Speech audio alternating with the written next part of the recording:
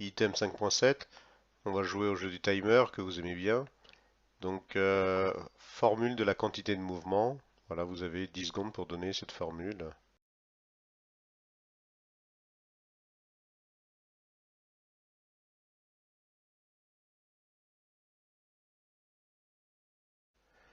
Alors, la quantité de mouvement se note P.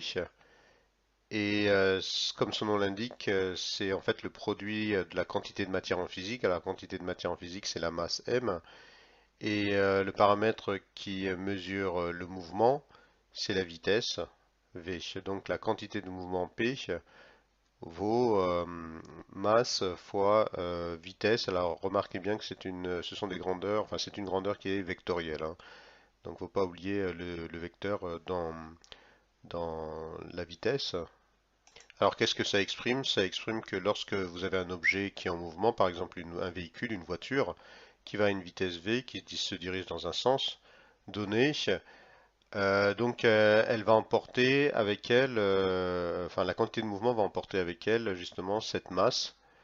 Si cette voiture fonce sur un obstacle, eh bien, ça va faire des dégâts, en particulier dans la direction de la vitesse.